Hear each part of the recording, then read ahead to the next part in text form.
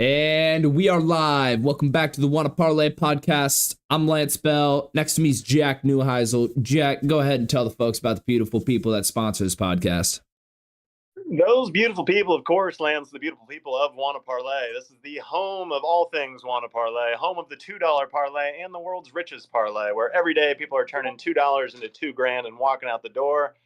We're at the midway point of our Wanna week, and people are already off to a huge start. The Pick'ems, you had Tony Montanta, one of the all-time names, 420. Came in first and second. That went home with 375. And then long legs, homegirl Viviana, who just hides in the shadows, cleaning up on the pick six. First and second place finish there. Wins are 950. Get going, fellas. That girl's kicking your ass. Sorry for the delay on the start to the show. We've got a great show for you guys today. We've been trying to line up some good guests to bring them on. We've got Latin getting on at the very end of the episode, who recently won the drip contest, or it might be better to say came in second, but will be going home with the jersey nonetheless. And then we got our boy Jeremy, aka Boots Cheeto, jumping on here early in the show, who recently won a Wanna Parlay, which is good enough for $1,000, which gets you on the show. No questions asked. Going to be talking a lot of NBA and college hoops today. Lanny, let's get it. Yep. It's another day on this show, so that means we go back to accountability time, accountability hour. We go see what I did on Tuesday night, and it was not great. It was not great. I went 2-2. One of the picks was courtesy to KG, absolute legend. But we had Michigan minus 2.5 versus Purdue, and they won by 2. So it's just one of those. It's like, man, I was right, but I wasn't. And if I can remember correctly in that game, we got a chance at free throws to ice that thing. Yeah. We got a chance at free throws. We missed free throws, and they clanked in a non-consequential shot late, and all of a sudden, it just pained. It was brutal. It was brutal. But KG Little Joe's came in and told me, he says, I'm all over the under on that game. Big Ten conference play. He says he's been loving the under all year. And I was like, shit, I'll tail it. Sounds good enough to me. And hey, there you go. There's a win. That's a savvy fucking play you get from the leader of Little Joe's. That guy's a baller. By the way, I finally connected with KG. We've been going back and forth. We finally figured out our address snafu. So he's got Little Joe's gear coming out my way. I will have you outfitted as well, Lance, and we'll become Joe's men. That's so awesome. Yeah, because I remember him talking about he's got something on the way, and I was going to ask you about it, but now I understand. A little mishap with the addresses. Hey, it happens. But continuing on, I lost this one. I just believed in Bear Down. I believed in the University of Arizona. Took them minus 3.5 at Kansas State. They lost outright. It was a close game. They were fighting. I don't know. I just kind of saw U of A. I thought they were going to go on this run with March coming up. One loss. I still believe in them. They'll beat some teams in March. And then last but not least, one NBA pick. I got Grizzlies minus 4.5 at Suns. That was a W. That was easy the whole game. KD made it a little interesting when he joined the 30,000 club that night. Congratulations to him. But there was no chance. The Grizzlies, I don't even know if they had Ja Morant, and I'm pretty sure they still beat him. The Suns are becoming rapidly an unwatchable product. They're a sad state of affairs. And we're going to be talking a lot of the NBA trades. Theirs is so funny to me. It is so impossibly funny to me. I'm excited to get into it. And then the U of A pick, dude, I would have been all over that. They just went on the road and beat BYU. They've been clipping off a little hot streak. All of a sudden, they're punched their ticket, it seems like, to March Madness. Kansas State might be the darling of March. Kansas State has no business making this tournament, and they're fucking around and beating a lot of good teams. All of a sudden, they go to the Big 12 tournament. That's what's crazy about college basketball, Lance. The regular season really doesn't mean shit. You can book your ticket and get into the dance with like that way. But theoretically, right, in this era of NIL, you got 3 guys that you pay a ton of money to, and then you don't really pay the rest of your roster. You invested your entire NIL budget into some superstar players. Say 2 of them go down with some, month-long injuries. You get a high ankle and you get something else that's like a 6-weeker. Yeah. Usually, that's a football season. Your season's tanked. Mm-hmm. Basketball, you can get right late, be sub 500, go get hot and win your conference tournament. You're still playing for a national championship. Currently, as we sit here, every team in college basketball that's in D1, which in basketball goes all the way down to the way mid majors, like low majors. We're talking Big Sky and those boys, right? FCS football. They are all still playing for a national championship technically right now. Damn. You fuck around and get hot in your conference tournament. You make the dance. Then you got to win 5 games. You're in the national championship. So does everyone, if you win your conference, you get a bid? Regular season winner doesn't mean anything. It's a fake banner that you get. Winning, you got to win your conference tournament at the end of the year, which is a single elimination, bracketed down. So obviously, if you're the 1 seed, you're playing the 16 or whatever the hell, however big your conference is. Yeah. But still, like Syracuse, Miami, who's won 4 games, they're all still playing for national championships, which is crazy. That is actually kind of crazy. There's David Smerlin in the chat. He says, Kansas State's been on fire lately. Hey, you knew better than me, David. You knew better than me. Hey, I got Boots Cheeto in the waiting room. Should I... Fantastic. Please bring him on. Bring our guy in. This is Jeremy. Yes. This is the man, the myth, the legend, Jeremy. Jeremy, thank God, dude. Appreciate you coming on. Hell yeah. Oh, he's For those gone. that don't know Jeremy, well, he's toggling. I'm going to get him introduced here a little bit. Oh, yeah, you're good. Jeremy is the most recent of the Wanna Parlay Royale winner. So most recent winner of $1,000 going home with Jeremy. He's now up over 1,200 overall. Jeremy, congratulations. How you doing? I'm doing great. Thank you. Can you hear me okay? Yeah, we can hear you. Do you mind turning your camera on? We catch a hard time from our bosses. I'm looking to see here. Turn on camera. Looks like it's loading. Oh, hey. Gotcha. Yeah, beautiful. You can see Lantz tonight. We're not good looking enough to sell this product. We need there guys he like you on the is. show. I can see you both now. Is even better than even better than I remember from yesterday. Yeah. That's awesome. Thanks so much. Thanks so much for having me. I excuse my surroundings, but I got the minimum wage and the workers' comp procedure behind me. I got a good piece of flooring wall behind me as well, Jeremy. We're all just rubbing pennies together. But you're doing better. You're moving up in the world. You just won $1,000 on the Parlay Royale. It's good to be good. It's been a crazy ride. I just joined Wanna Parlay. That was like my second slip that I entered. That was my second slip. You've already won. You've already had 4 winners. I went through your profile. You're cleaning up. Yeah, so I'm brand new. I went on. That was 50 in. I bet another 10, and then another 2 or something like that. I'm like, it's unreal. So I'm like nervous. I don't want to mess up my record. It's too good right now. It can only go down. It cannot be replicated. So it's we have I like to think the opposite of the announcer's jink going on around here, where the guys we brought on just seem to now make more money than Lance and I do through Wanna Parlay, and we're salaried employees. We've got guys making 30 grand and just laughing at us the entire time. I think that's how it goes. Yeah, if you're on any kind of trajectory like these guys, this is just the beginning for you. Jeremy, the first thing I got to point out, you posted a winning Sunday parlay on Super Bowl Sunday that featured absolutely zero football action. You went completely clear of the Super Bowl and clipped off this beautiful little 6-legger here. It's unbelievable. That was the whole point. Everybody was just throwing so much, I don't know what to call it, just malarkey around. Like as much as you'd, sorry, I'm a teacher and I'm still at the school, so I'm like using my, I'm not sure about the whatever. I like malarkey. I was with you on that. That's hilarious.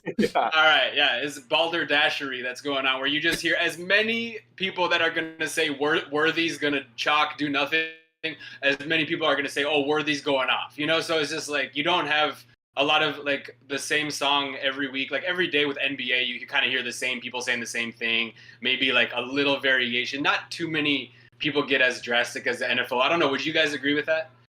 Well, I tell you what, dude, the thing I think you nailed, when everyone went like kind of solo game Super Bowl, because everyone just was trying to get a ton of Super Bowl picks out there. It's hard though, because if you're going to do same game parlay, you're seeing it all one very clear way. And I'm jackass guy who's betting all over the Chiefs, and all of a sudden not one bet of mine hits, so that's just the way it goes. Yeah, like one-sided. When you keep it all in one game, you basically got to be a fortune teller and pick exactly how the game's gonna go, because you need enough options to get a multiplier high enough to win, and you're stuck in the same game, so it's brutal. Yeah. you cleaned up here on some NBA. Are you a Michigan guy? You were all over the Pistons here. Yo, my parents met in Detroit, so I was like raised on Michigan sports. I'm from Minneapolis, but I grew up in Spain and in Canada. So like, I don't know, I have an affinity for it, but I don't know. I do zero in on that, but I love betting the Pistons this year. I love betting on the Pistons. It's exciting. I don't know what is going to happen, but I love betting on the Pistons. Dude, we've kind of fallen in love with some of these scrappy young teams that aren't necessarily contenders, but like it's rare you get teams that aren't tanking that are good, that are bad teams, you know? So like the Blazers, the Pistons, teams that are still playing hard. I tell you what, though, every time I try to bet the Pistons, I have no idea what I'm looking at. You come in here with Jalen Duren under 2.5 steals and blocks, which to me screams, okay, this guy knows Pistons. He's not going to play at all. But then you also took Jalen Duren over 10.5 boards. He covered both of those, no problem, no stress to you whatsoever. That's pretty good. Yeah. I feel like Jalen Duren is. I hopped on that wagon so hard I can't get off. I've been talking about Jalen Duren so hard I can't get off. And the under 2.5 is just like one of those EVs that like I live and die with it. But so far, all good. That under 2.5 steals and blocks almost every time. Yeah. Dude, okay, so these are the little notes that Lance and I just like, we got to keep and like hard line them of like, okay, we need a sweetener. We're going for these two little steals blocks plays over here. That's for awesome. some reason, yeah. Maybe now I don't touch it for a while because maybe the inverse jinx, like you were saying. Maybe I talked myself out and back into it. I don't know. Wait, so you said you grew up in Spain and Canada?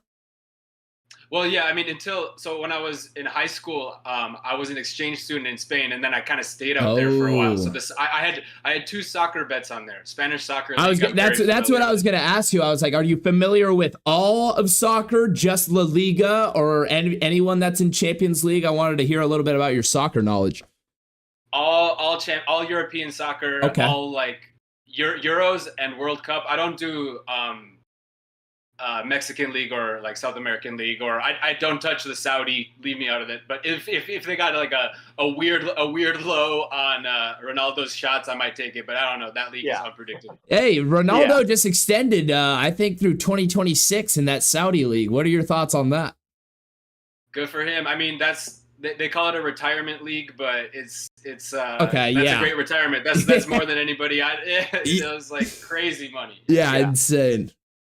We all walk around and freak out at the live guys and these guys playing in the Saudi league, and they're just laughing their way to the bank while we're just spinning our thumbs over here, rubbing pennies on the unemployment checks. Yeah. I have to imagine that's the recorded money too. Yeah. Yeah, exactly. Exactly. Oh, man. I think that money spends pretty well over that part of the country. So good for everybody involved. You said you were brand new to WANA. How'd you hear about it? So I'm in a couple other Discords from some other like betting communities, and they're all like, oh, we'll like, you know, they always like, what do you bet on? They try to get you the free the deposit match. Yeah. And I was like, you can't find one that I'm not on. So they're like, oh, I bet we can. And so ever since that happened, now I've got like sent my referral code to all sorts of people, and yeah, I think it's gonna become like I cannot believe the luck and like just how much I enjoyed like the idea of having other people that you're going up against instead of just everybody taking the same things, and I like that so much. And then you get these crazy comments on the bets that'll just pop up a notification. It's like one popped up, it was like mine chalked, and I was like, man, and then I see a comment pop up, it's like Brunson and Duren are cucks, and I was like, okay, that's good. All right. Yeah. As a guy that traffics in Discord, that's right up your alley right there. That's what it's all about. I will say, dude, we work for it, so we're a little bit biased, but you just stumbled on one of the great kept secrets right now. We're trying our best to get the word out on Wanna Parlay, but startup company, some of the great offers. Parlays are hard to win, but shoot, I mean, you can spend $2 here and win $1,000. You put 50 down, win $1,000. That's fun money. That's a good time. And the good news is you're never getting too exposed. You're never getting too hurt. No, rent checks never getting threatened by playing on Wanna Parlay. Yeah, definitely. Yeah, I love that. And the lines are sharp enough to where like, yeah, you can take some chances, but I like those where you're not out there just like scavenging goblins, which I do like to do as well, but I like that being taken out of there. You know? That's awesome. Well, Jeremy, we want you back on the show the next time you win, and honestly, anytime you want to come on. This has been awesome. Final question we have before we take too much of your time. You're now up $1,215 on Wanna Parlay as a brand new guy to the page, crushing it early. How are you planning on spending the prize money? Oh, yeah. I'm working with the IRS. I actually I'm gonna be. So here's actually no. There's that. I just found out. I've been married 2 years.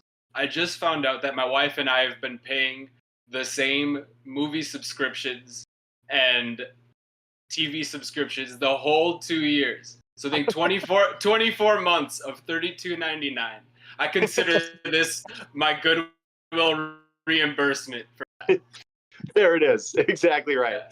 Don't want to do some quick math. Yeah. I still think you come out on the green there, but that's both Yeah. brutal and awesome. That's how it works out. You're like Jerry Seinfeld. Yeah. You always come up. There we go. Yeah, the balance. Yeah. Yeah. Well, But Jeremy, we'll thank you so much for now, having me on. Dude, we want All you on absolutely whenever you're available. This is awesome. You're the best. This is too cool. Really appreciate it. All right, my pleasure. Thank you so much for having me. Absolutely, brother. We'll take it easy. See ya. See ya. What a guy. We're just batting 1,000 with guests, Lance. Yeah, Good dude. The guests have been good recently. The guests have been good. Cool teacher, too. Yeah. Bringing it. I love that. He's And the American people. The I like malarkey. Oh yeah, Malarkey. Yeah, that's just Jeremy Malarkey for us for going forward, just so we're all on the same page as who the hell that guy is. He's the best. He's Jeremy. He's Boots Cheeto for those that want to go follow him on Wana and go check out his picks. He's been around for a week and he's up $1,200. I think I'd go check out what the hell he's up to. Yeah, of course. Here's KG Little Joe's back in the chat.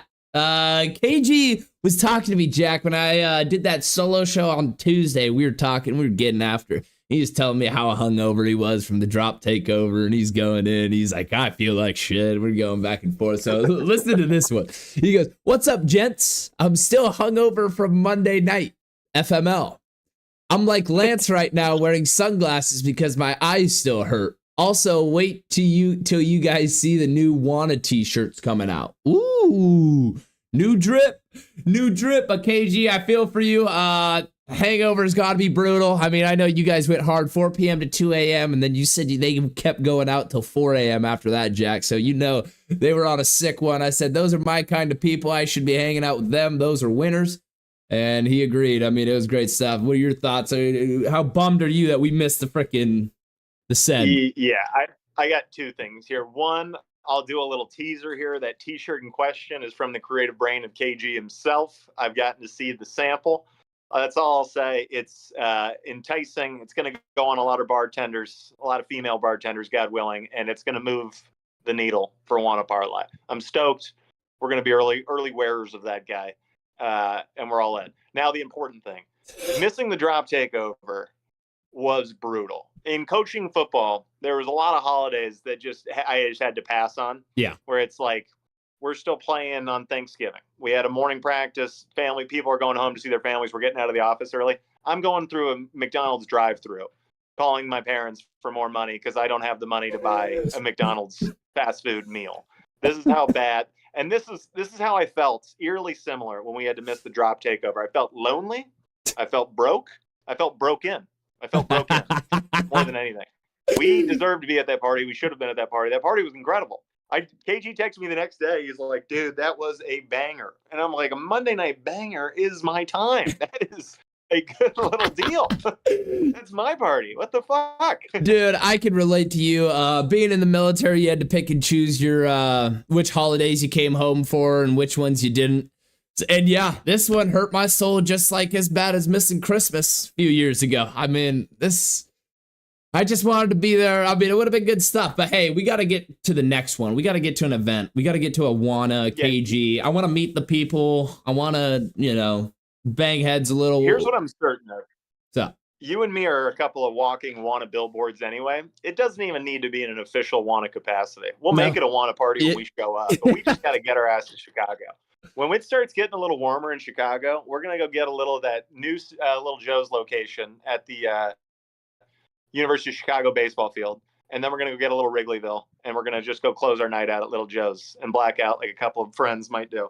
Dude, I mean, it just sounds perfect. Did I lose you? No, you didn't lose me. Did I lose you? Can you hear me? No, I got you. We're good. Oh, okay, sweet. Yeah, no, you were good the whole time. KG, real quick, he goes in. He says, we will be planning a summer bash soon. So me and Jack we'll be there. We got to be there. All right, Jack. So moving forward into the show, I did it a little. I talked, kind of generally about the NBA trades by myself, but now I got my fucking counterpart, so I can kind of run through these with you, and I want to go in and like grade them, kind of give them an A through F grade. What are your thoughts in each situation? There's too many little transactions to really go deep into them. But yeah, I mean, just starting off, the one we got first is honestly a pretty shitty one. The Suns Hornets Nurkic for Cody Martin and the European guy. I guess I'd give it a C for both because the Suns, the coach and Nurkic couldn't talk to each other, and the Hornets are really just trying to figure anything out in this world. So I don't know, not much there. What are your thoughts? I'm gonna say a B plus for the Hornets. Good on them. Small market team. They were able to kind of make a couple little moves. They never once put on the market LiAngelo or Brandon Miller. So if I'm a Hornets fan, I'm excited because it feels like at least we're trying to win games. I don't know that this really moves the needle a ton, but I think their starting five improves with this whole deal. I'd feel good if I'm a Hornets fan today about that acquisition. If I'm a Suns fan, and I used to be, and I know a lot of them, this is the funniest thing of all time. This is like, it's an A for comedy. If we're just performing a full sitcom here, this is as funny as it gets. You got Nurkic, who came out and said, I haven't talked to Coach in 2 months. Then we interview Coach, and he goes, well, it's a tough deal. You got to focus on the guys who are playing. And then we get a Ramona Shelburne report that the locker room's toxic. They had to just start casting bodies. KD was on his way to the Warriors before he shut that trade down. Bradley Beal can't get placed anywhere because he's got his no trade clause. So they're like, I guess Nurkic has got to fucking go. And you wind up with Cody Martin, who all I know Cody Martin from is him and his twin brother absolutely fucked up my Nevada bet like 6 years ago in March Madness. That's all I remember Martin from. So I'm not excited as a Suns fan today. Matter of fact, I'm selling my season tickets and I'm adopting the Lakers for a couple years. Dude, that is incredible. I mean, what a tangent you just went on. That was beautiful. KG Lil Joe's right here. He says, I must be missing something. I think Nurkic is pretty good. Hornets definitely got the better end of the deal.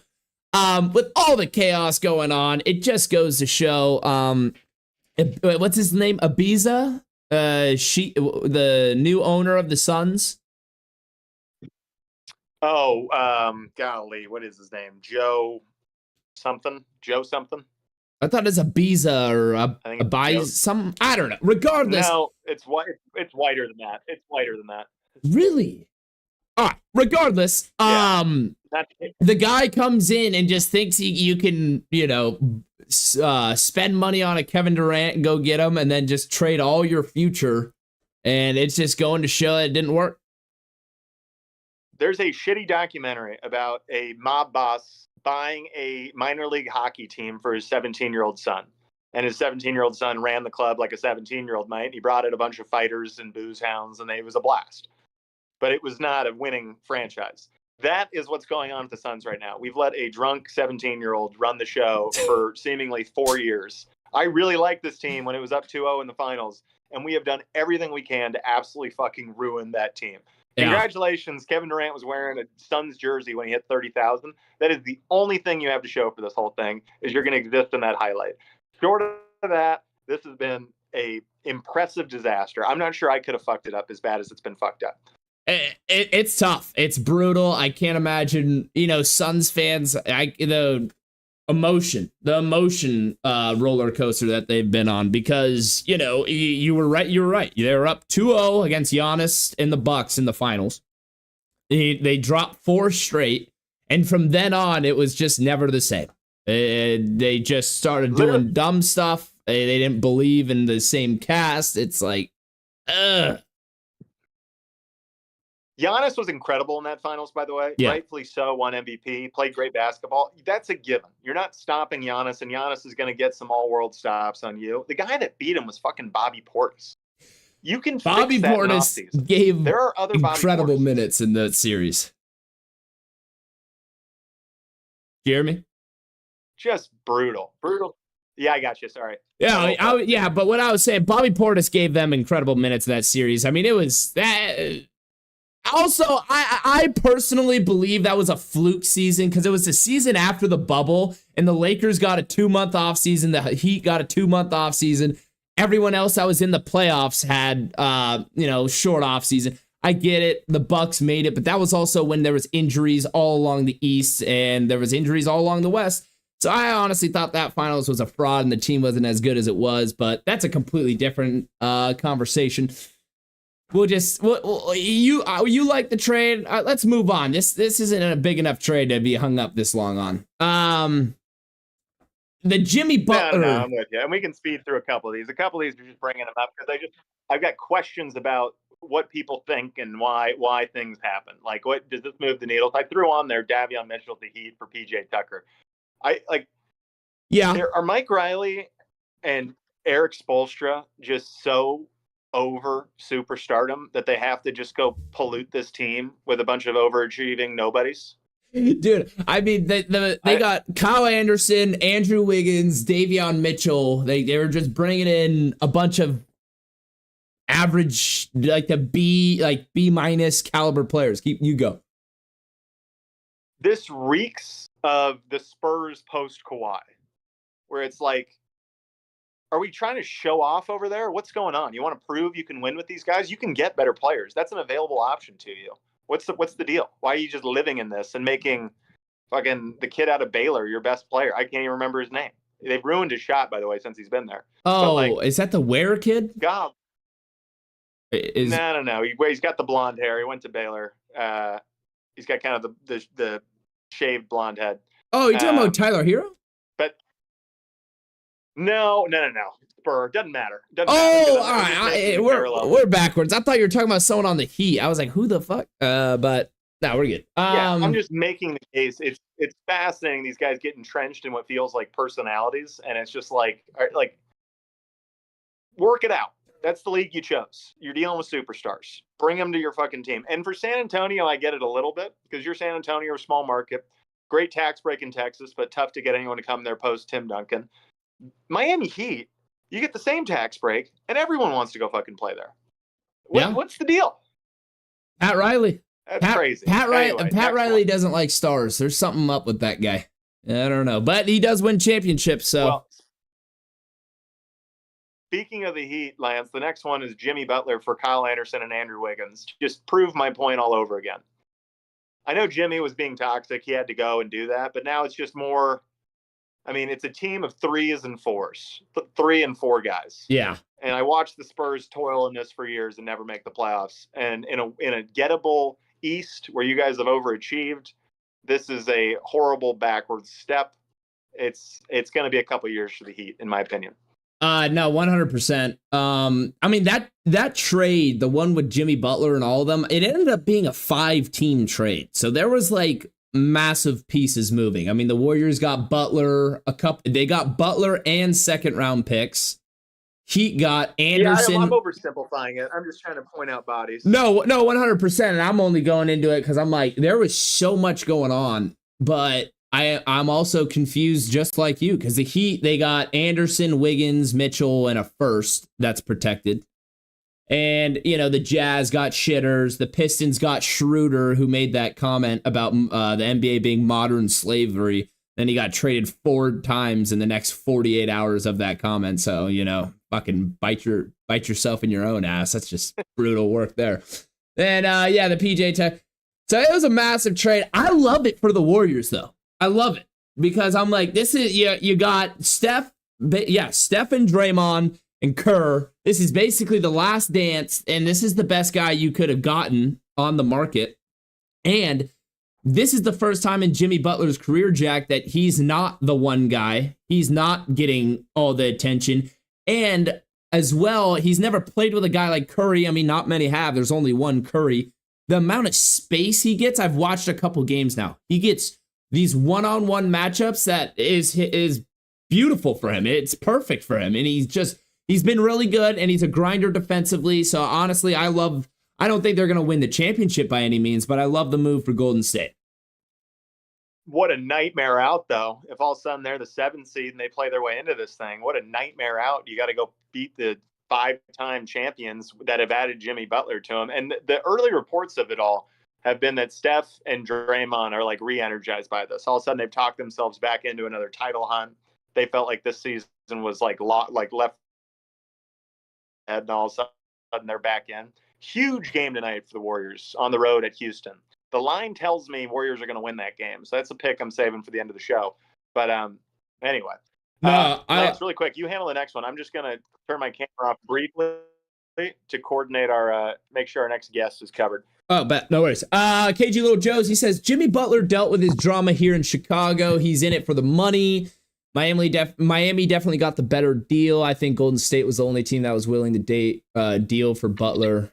Will ruin Golden State too.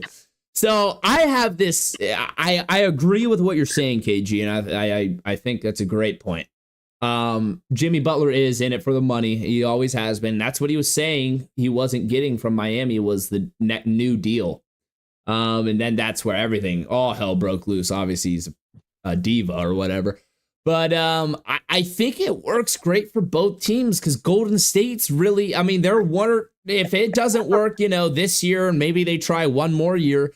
After that, Golden State's an entire rebuild. They'll just blow it up, and there's no reason not to. And Curry will probably be traded, or maybe he retires. Maybe, But it's the Warriors' window isn't 3 to 4 years. It's right in that 1 to 2. You're being very nice if you say 3. It's a short window. So moving on, next trade that I wanted to talk about was the Raptors going out and getting Brandon Ingram and adding him to the Scotty Barnes train. What are your thoughts as I pull this up, Jack? What do you think? Do you like it? We were talking. Yeah, we were talking with Jeremy, right, about getting excited about these Pistons and getting excited about these Blazers. I'm excited if I'm a Raptors fan right now. It's a lot of really good young players, and it's modern day NBA thinking where it's a bunch of long ass fucking guys who can play both ways. Brandon Ingram, less of a defensive guy, but he's long as shit. Mm-hmm. He can switch on to every position he wants. Scotty Barnes is excellent. That Grady Dick guy is starting to kind of find himself from Kansas. Yeah. All of a sudden, they've got like 6 guys under 25 who can really fucking play. So if I'm north of the border, I'm getting in on that. I'm excited. No, and I 100% agree with you. There was a report that New Orleans offered Brandon Ingram a $160 million extension, and he declined and went with Raptors $120 million. So obviously, you could tell he wanted no part being still there in New Orleans. And I don't think anyone on New Orleans, I think get rid of the franchise, me personally. But you go ahead, Jack. So if I'm not mistaken, I think the ownership group that owns the Pelicans is the same that owns the Saints. Might be. I think that's true. Might be. I might be grasping at straws. For the sake of argument, let's say it's true. They're oddly respected in football. And it is a disaster of a basketball franchise. We wasted the first 12 years of Chris Paul's great career on that Hornets team before we got him finally to a contender with that Clippers team, who was never perfectly built. It was always a little bit of a freak show. JJ Redick was a starter, try your best. And I like me some JJ, but what are we talking about? So I don't know, man. I like Brandon Ingram. That's what I'll say. Yeah. I loved him when he was a Laker. I respect his game. I think he's just a pure fucking hooper. He can score from anywhere. He can get his own shot, win one-on-one.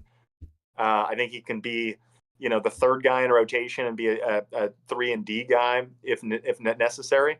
So I'm big on Brandon Ingram. I think he's the best offensive player playing for the Raptors right now. So it'll be interesting to see him in that role again for a team that's trying to backdoor the playoffs a little bit. Yeah, no, 100%. And I confirmed it for you. Yes, you were correct. Pelicans, Saints, same ownership. It's actually a woman. Doesn't that surprise There you you? go. Surprises me. Yes. Oh, her husband passed away. It's a widow. Jeez, now I'm a fucking terrible person. All right. Here's here's KG Little Joe's. He goes, if you look at Butler, he always starts off strong when he goes to a new team. Then once they get some losses or he doesn't get the ball as much as he wants, he turns into the diva.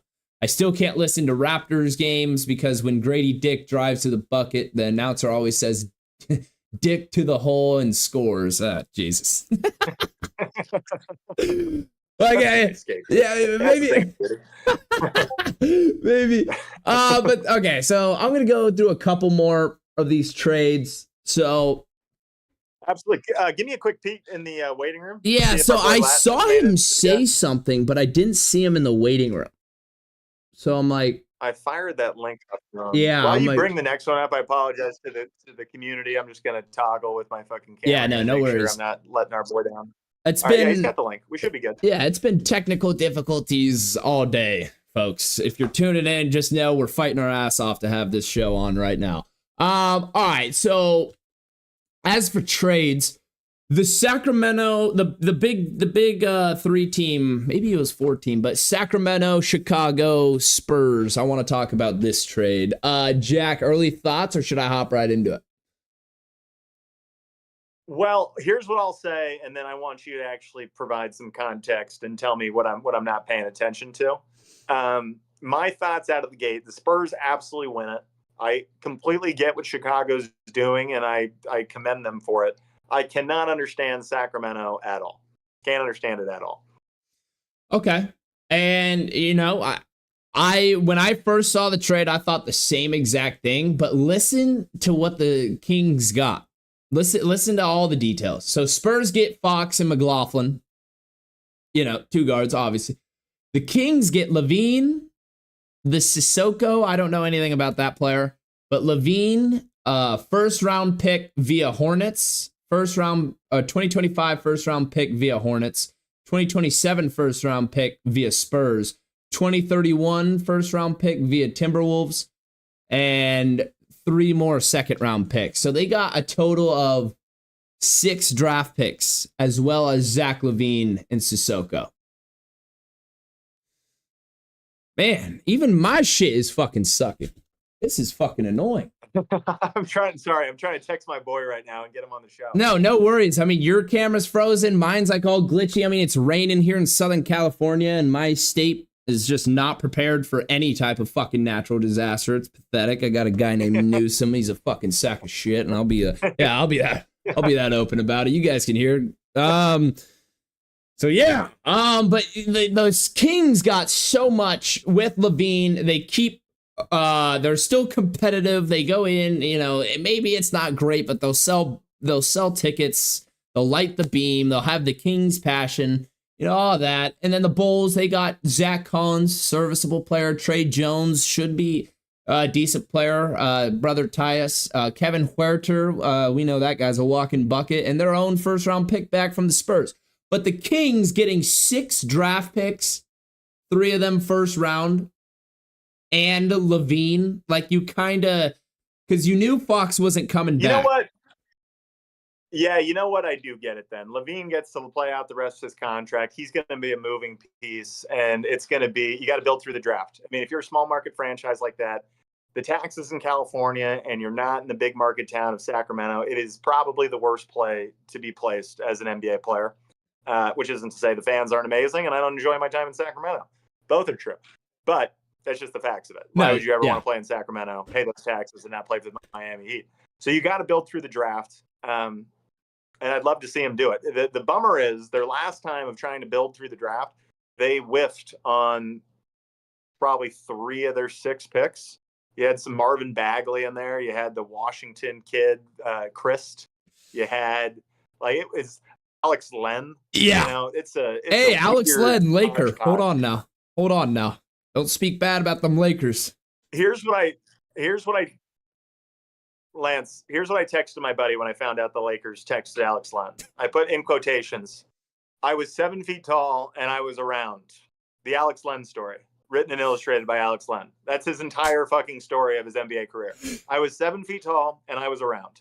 I mean, you're 100% right. I mean, I saw the guy play the other night, and it's just he's not much. He's nothing special. He is nothing special. He is a bland 7-footer, can barely get off the. He's nothing special. Hey, by the way, big news. A friend of mine was just signed to the South Bay Lakers to join Bronny. Stanley Johnson just moved back from Turkey. Stanley Johnson's back playing. Yeah, so he got out of the Turkish league and he's back on the South Bay Lakers and just had 26 in his debut game, and I'm pretty sure he had much more stats going with it. So I got to get back in contact. Like a Cam Reddish type guy for the Lakers. Yeah, well, hopefully hopefully he can make a roster spot. I want to get him back on the show. We got to see if he'll come on and talk a little hoops with us and tell us a little bit about his journey. That would be awesome. But shout out Stanley, absolute legend. Yes. See us through the Bronny stuff. Yeah, no. See if we get. Oh man, means Bronny's going to get even less playing time in the D League. KG.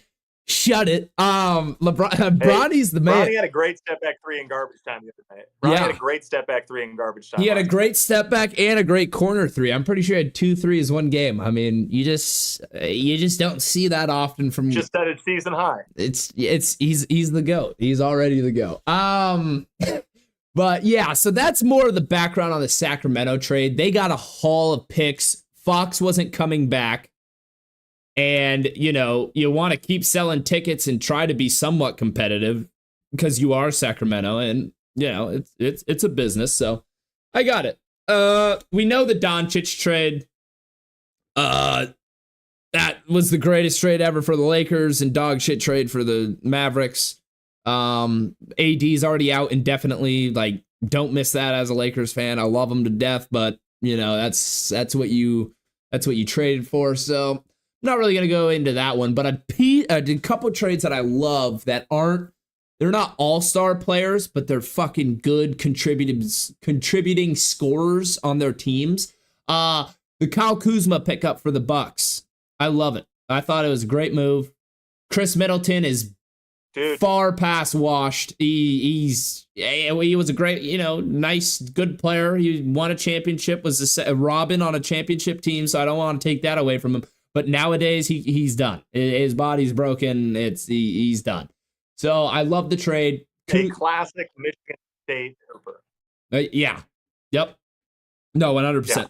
But Kuzma, I love it. He's especially with he can just kind of shoot and score freely. Like in Washington, even though no one's the number one piece, he was one of those guys and took the burden, gets the best matchup, whatever you want to call it. Now he plays alongside Damian Lillard and Giannis Antetokounmpo and can really just shoot at will, play decent defense, doesn't have the best matchup on either side. It's great stuff. I love the move. What are your thoughts, Jack?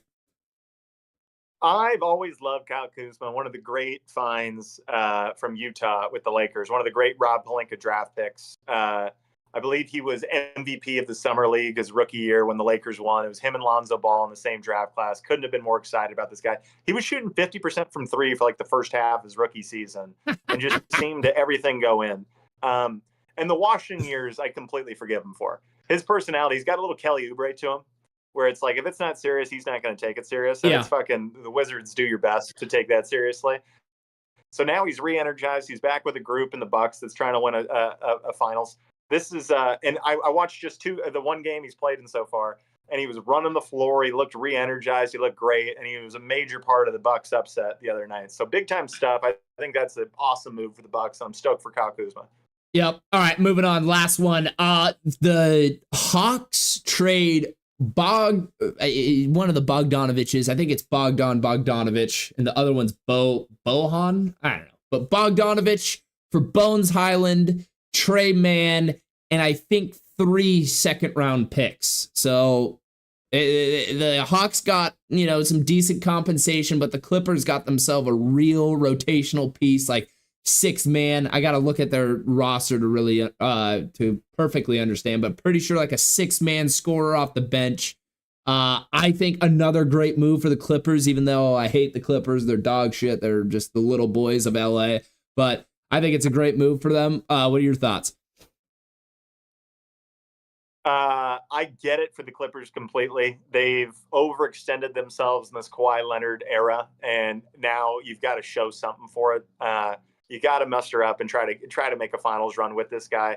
I think he complements the group great. I've not watched enough of the Hawks to appreciate how good he is as a defensive player. The last time I saw him really balling and playing great minutes was over the Olympics this summer, and it was one of those things. It's like, holy shit, this guy can hoop. So love it for the Clips. Be interesting to see how they use him, if he's a starter, if he's just a bona fide six man that gets 31 minutes. Be interesting. And then for the Hawks, Terrence Mann's a great compliment to Trae Young. I like that backcourt. Terrence Mann is defensive oriented, doesn't take as much, of the offensive volume. I think that's a perfect spot. And Bones Highland, he's a hooper. He's going to be on the move to some small market team. He's not going to get stuck in Atlanta. It's just too many guards over there. So I don't see him sticking around.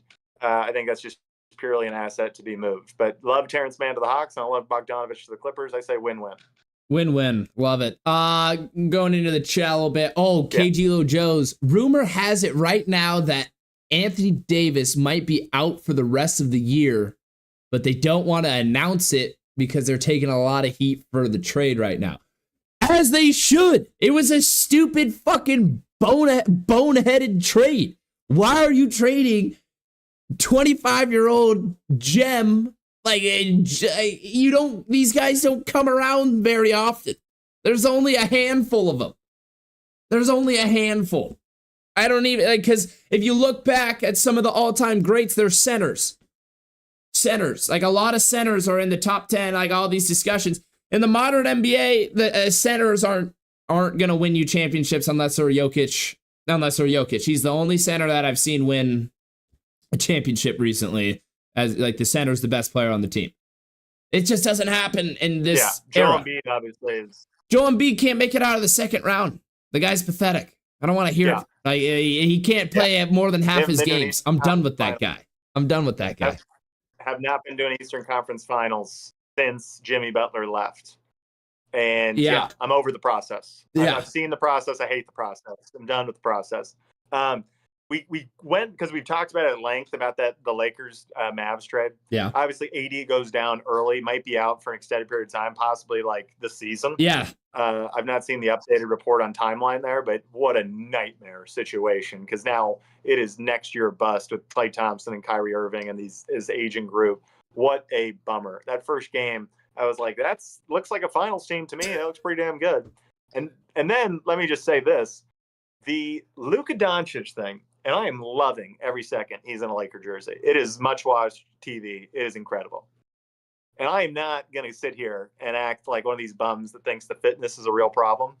Having said, I will say we have all gotten a little comfortable with the idea that people's careers just go to 36 plus.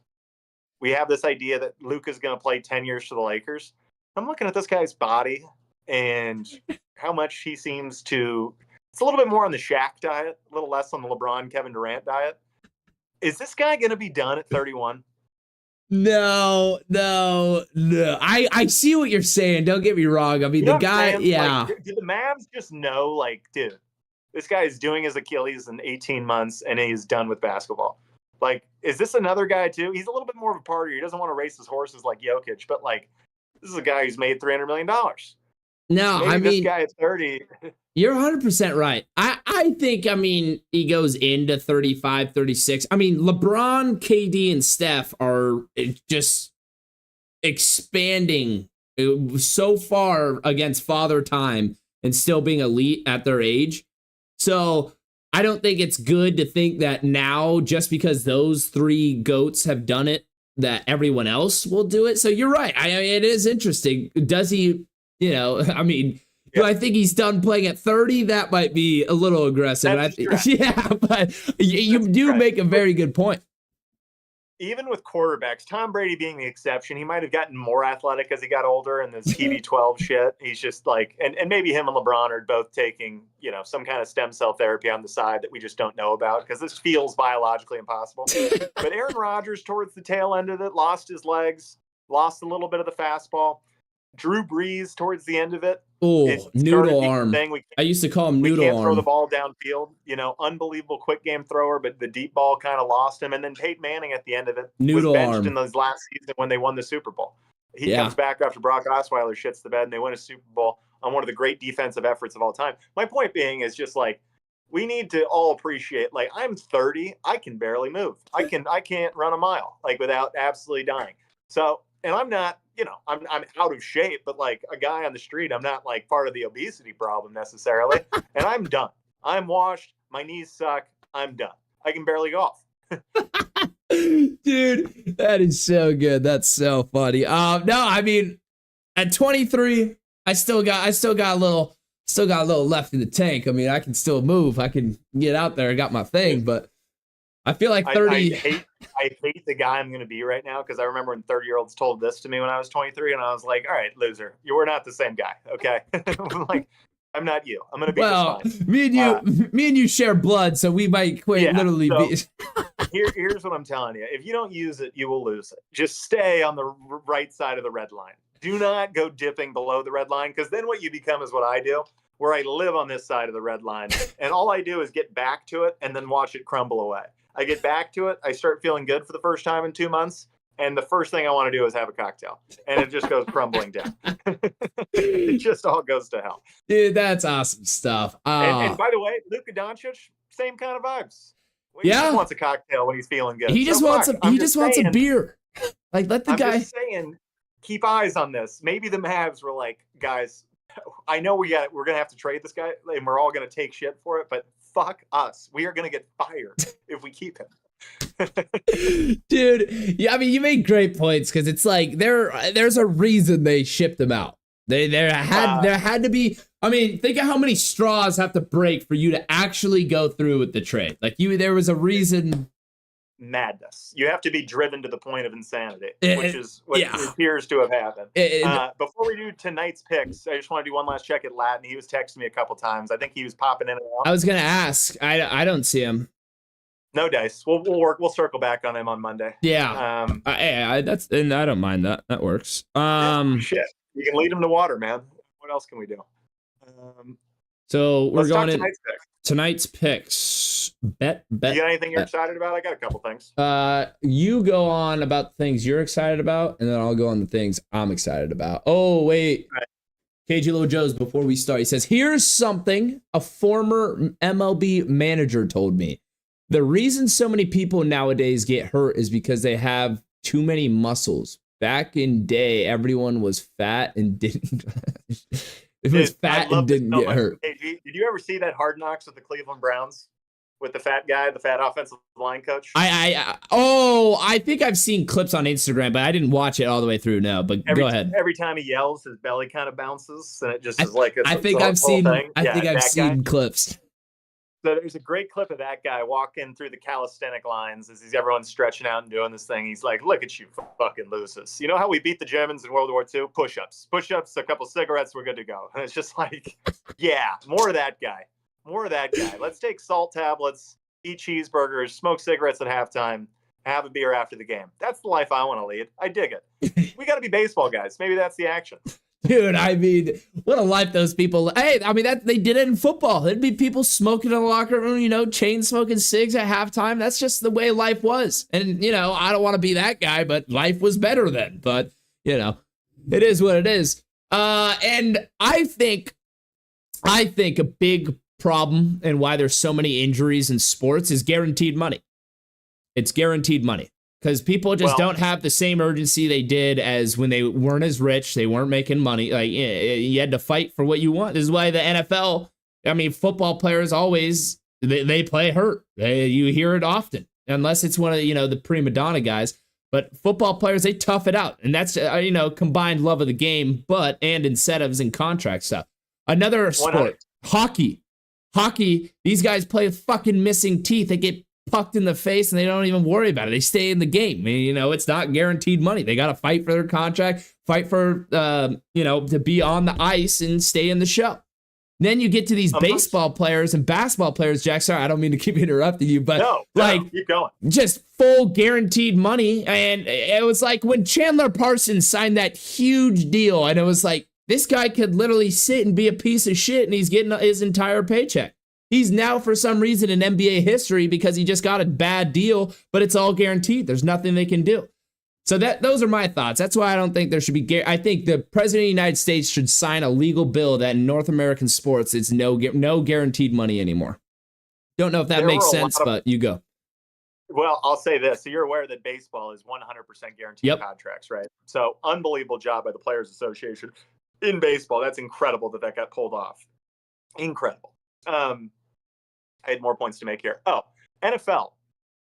Deshaun Watson's going to go down as the worst deal of all time. That contract has been given out to 5+ guys every year in basketball and baseball. Every single year. And we just let it go over our heads. Anthony Rendon, for your Halos, is going to be out an extended period of time before the spring training has already started. That guy signed a $250 million contract with you. I think he's played 18 innings since he's been there the last 3 years. I love me some Tony Doan. What a ball player. The second he signed that contract, he forgot how to play baseball.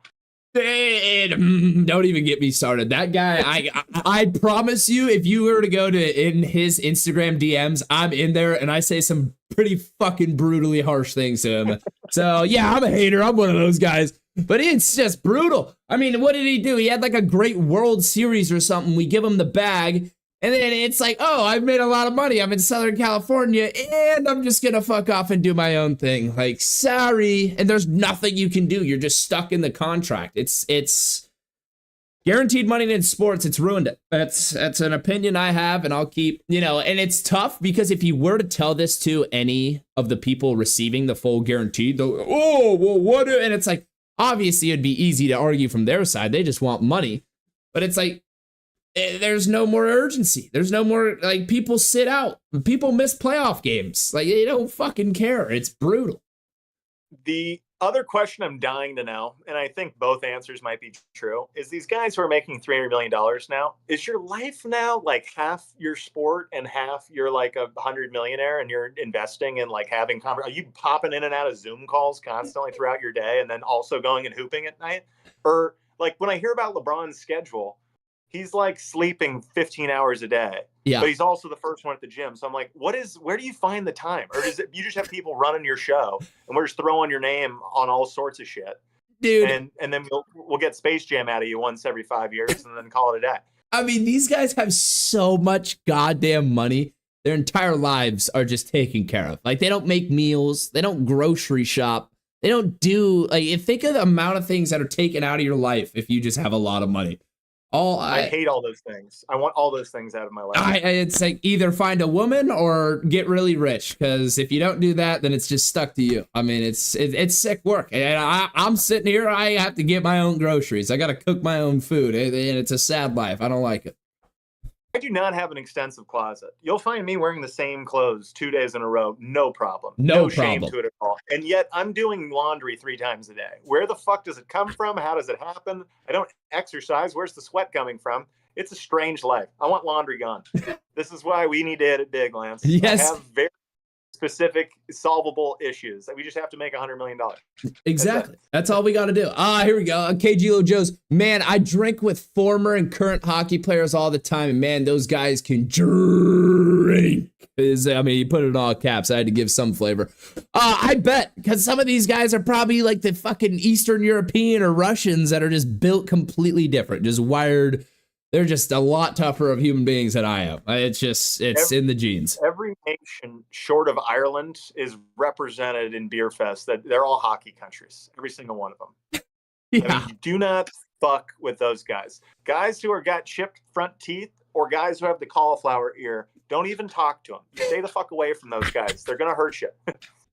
Oh my God, that's so funny. Rendon, I hope he wears a mask like a robber when he picks up his weekly checks. He probably does, KG. It's sick. It's sickening. And the Halos, my Angels. I mean, I've been done with Mike Trout for years, Jack. I'm like, this guy makes too much money. He plays half the games. And I get it. We haven't given him a good enough roster to be competitive, so I'd play half the games too. But what are we doing? Just ship him out. I wanted when we had Ohtani and it was the end, that trade deadline, and everyone's like, where's Ohtani going? The fact that the Angels didn't do anything was the grossest thing I've seen in sports in the past 5 years, because you knew he's not coming back. I get it. It's like a respect thing. No, motherfucker. I'm shipping you out. Him and Trout both out, and I'm just building my bullpen. Angels, I hope you know I'm around. I'm available. I can be your fucking GM, and I can figure it out a lot better than who you've been bringing in. I don't know. I'm done with baseball. Baseball's not back for, spring training in the next couple weeks?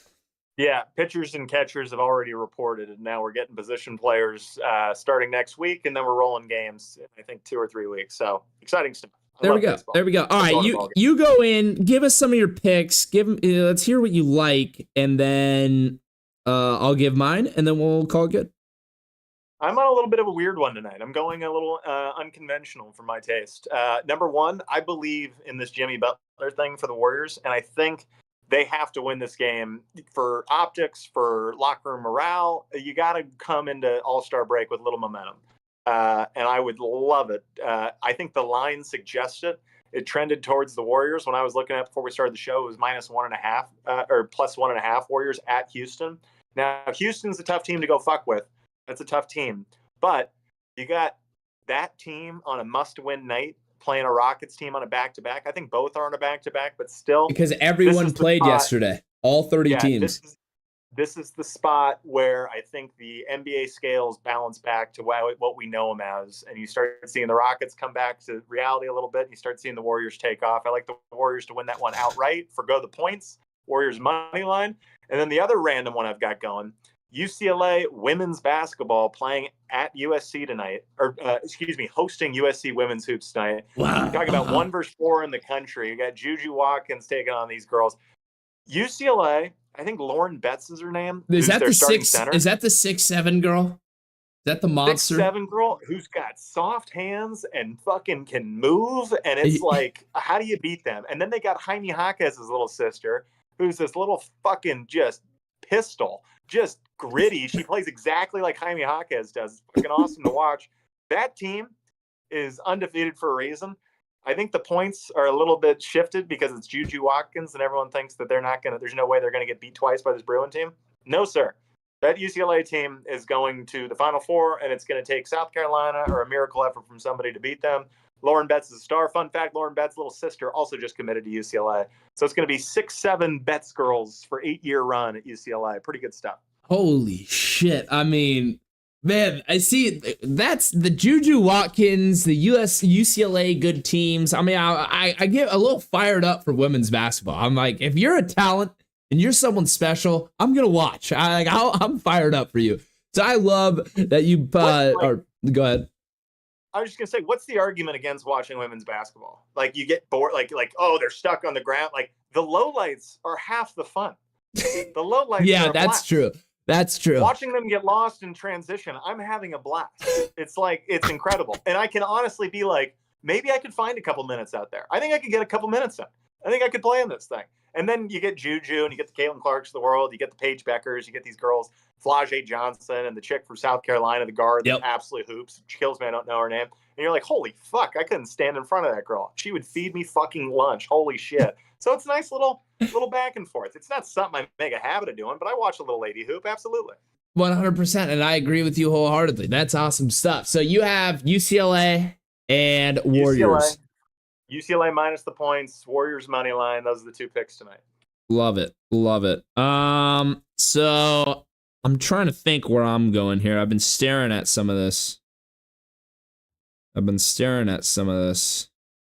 think, yeah, I'm just going to take the better teams and hope. I'm going 3 better teams. I'm going Sacramento Kings minus 8.5 at Pelicans. Remember, everyone in the NBA is on a back-to-back, so Pelicans are in sell everything mode. They do not want to win games. Exactly. Yeah. So I'm like 8.5. I mean, they just blow them out. I mean, hopefully barring something stupid, but prayer. Next, OKC Thunder at Timberwolves. The line is minus 10.5 OKC. Doesn't that seem They pieced off a really cool win last night. They were down 10 in the fourth and all of a sudden went on a 20-0 run. Yeah. Something like that to win that game comfy. They just feel like they're fucking rolling. That feels like a lot of points, though. It feels like a lot of points. But Vegas knows. What do we know? Yeah, I'm going with it. I'm taking Thunder minus 10.5, and I'm going Clippers minus 9.5 at Jazz. I'm just taking, those are the easy ones. I'm just taking a lot of points. We pray. It's not my best work. I'm not gonna lie. I was grinding during the transactions, getting the trade on our notes. The Jazz are going to win a total of 19 games this year. They're not about to piece off 2 in a row against 2 really good NBA teams. That ain't happening. Like the Clippers to get out and roll. Yeah. All right, sweet. So, hey, those are our picks. Yeah, so I got my picks. Kings minus 8.5, Thunder minus 10.5, Clippers minus 9.5. Your picks. Dubs money line and UCLA ladies. Yep. All righty. Go through it. KG Little Joe's. Oh, White Sox softball team reported today. That's pretty funny. Dallas, Kyrie Irving under 27.5 points tonight. He's played almost 40 minutes in 4 games in a row. He's tired.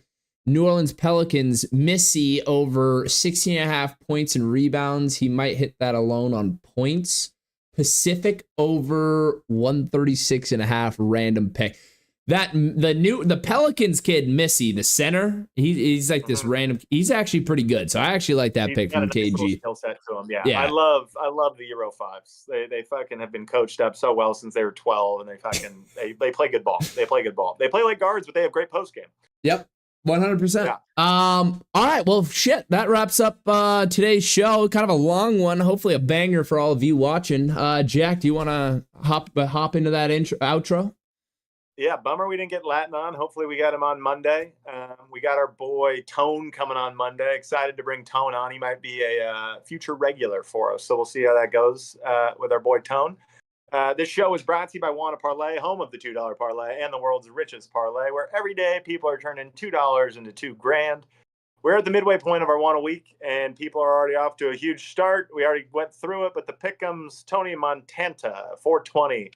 Clipped off both first and second, good enough for 375. Long legs, cleaning up on the pick 6, first and second there. That's 950 for Viviana. You go, girl. Actually, you don't go. Come on the show one time. Be the one girl that returns my text message, for God's sakes.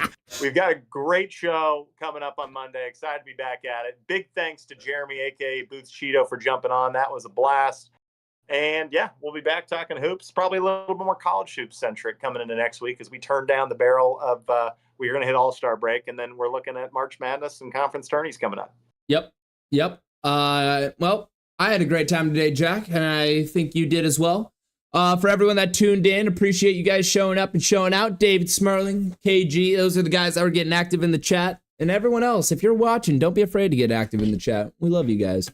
That's going to wrap it up for us. We'll be back Monday, 3 p.m. Pacific, 6 p.m. Eastern. And we will see you guys then. See ya.